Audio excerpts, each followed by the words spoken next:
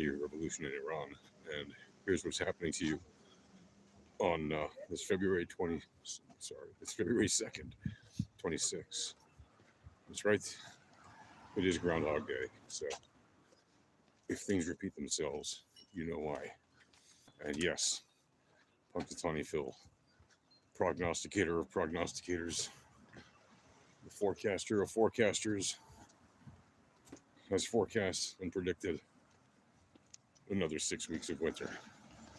But in serious news, what's happening with the revolution in Iran, I will give you the quick update, is that right now we are seeing more continuation of diplomacy and politics superseding military intervention by the United States and its allies in Iran. And specifically, we've seen some kinetic action of the USS Abraham Lincoln Strike Force Group moving away from where it was and back into the Arabian Sea, a little bit further away from the point where it was at, by the strait there in the Persian Gulf, right off the coast of Oman. And what does that signal? Well, you might say that this signals that the U.S. is kind of backing down from the threats that it was making to Iran. However, if you look at the messaging coming out of the White House and out of Iran itself, we see continued messaging that signals that, in fact, President Trump is expecting today or tomorrow that the Iranian government, the dictatorship that's suppressing Iran, will actually give him an answer and strike a deal basically by tomorrow. And if not, then the next steps will be taken. So it looks as though we're looking at less than 36 hours from now. You know, give it 2 days, because with Trump, everything always takes a bit more time. But 2 days from now, so by Wednesday, we should know whether or not a deal is struck according to this current deadline, or if the dictatorship in Iran will manage to pull his teeth once again and make him extend the deadline even further for more negotiations beyond that point, which would be very disappointing in my opinion, because the people of Iran have, as I've explained here before, put themselves on the line and sacrificed themselves, their safety, and in fact many of them have been beaten, arrested, tortured, God knows what else horrible things happened to them.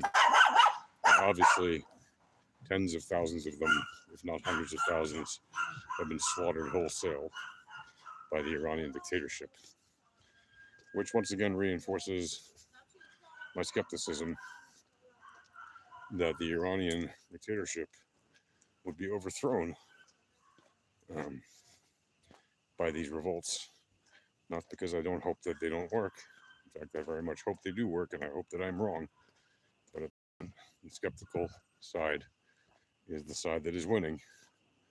Why? Because the Iranian dictatorship knows very well how to drag out negotiations and how to drag out all kinds of situations and basically quell unrest and suppress protests and demonstrations, and yes, even violent uses of force against their IRGC. And it seems as though they're doing that once again, as I predicted to you, and as I've been telling you all this time. They're playing by their playbook, the only playbook they have. This is what they do. This is their expertise. And if it sounds grim and sad and depressing, well, just imagine what it's like being a person living in Iran or having family there and having to deal with the fact that these Ayatollah people and their IRGC minions are doing their worst to their own people. So if you think you have it rough with your anxiety of not knowing what's going to happen, or frankly, even here in Israel, where, listen, the direct threat of missiles coming at us is very real, because they've done it before, and they're likely to do it again if Iran is in fact attacked. Even so, we have our own air defenses, We have our own Air Force. We have an entire nation, as small as it is, to defend us and protect us. And God forbid something bad happens, to rescue, provide emergency medical services, etc. I'm sure there is a non-zero probability that people here will get hurt or die if that kind of thing happens. But all in all, people here in Israel are safer than the people in Iran. There's no denying that. Yes, there are real risks, but we do have a nation to protect us. And at the same time, you know, the skeptical side of me also sees that the reality is that the people of Iran have been suffering greatly for so long. And every time they try to overthrow their governments, and every time somebody says, hey, keep doing it and we'll help you, they don't get the help they expect. Now, to be fair, they've never had any kind of support to overthrow the government as much as they're having now, in terms of moral support, cheerleading them and telling them, yeah, keep going. You know, we're going to help you, help us on the way, regime change is coming, etc., etc. Right? And we've seen that now for more than a month. And it's very disappointing, to say the least, that they've been effectively let down. Everybody that's been promising them that help is on the way, when there has been no help on the way. And how long can they sustain this effort? Really, only time will tell. I really pray and hope that it will be enough that they can last until actual help arrives. Hello there, I see you in the chat. Thank you for visiting. And thank you for liking this video and subscribing to the channel. If you do that, I appreciate it very much. You help me get the word out to more people. But it is very sad, in my opinion. Not unexpected, unfortunately, because I've been telling you, I've been skeptical about this thing since even more than a month before it started, when I told you that I was hearing rumors from Iranian dissidents and other people that something was going to happen because the economy was getting worse, and we saw it get really bad in December, and we saw the economy and the rial collapse hard on January 7th, and it has been in the dumps ever since. I mean, it was already in the dumps, but it became significantly more in the dumps ever since. And whereas the average salary a month or two ago would have been around $250 a month for the average person in Iran, it's now, the purchasing power of that is now around $25 to $30, even less. So, are we likely to see a massive spike of assistance come today, tomorrow? My bet is not on that. My bet is that we won't see that. My bet is that we will see continued diplomacy and politics, at least until the end of Trump's deal on Tuesday or Wednesday, if in fact he sticks to his deal. And if he doesn't, well, what can I tell you? I'm just not surprised.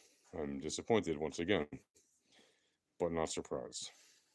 The reason I say I'm disappointed also is because, on top of everything else, this is a once in a multiple generation opportunity to rid the world of the main sponsor of terrorism across multiple countries through many different groups that are spreading Islamic terrorism, both in Iran and abroad.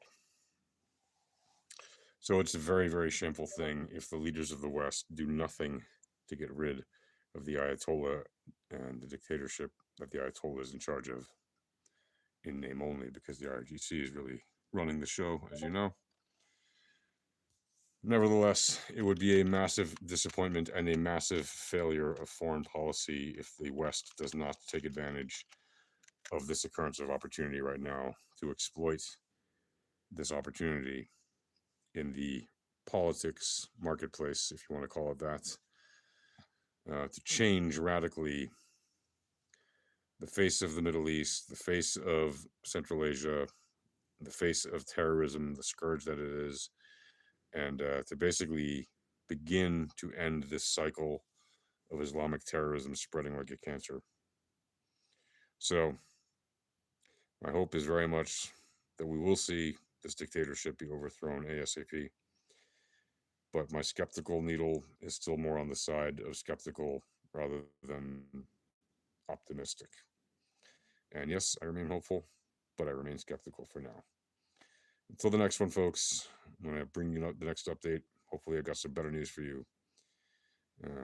But hey, at least you know, Groundhog Phil said 6 more weeks of winter. So if you like the snow, if you like the ice, if you like the wintry weather in the Northern Hemisphere, or in America specifically, well, there you go. You have that going for you.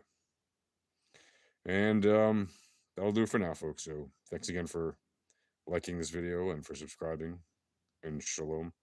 You're asking me when am I moving to Israel? I am in Israel. Autistic helicopter. I am in Israel.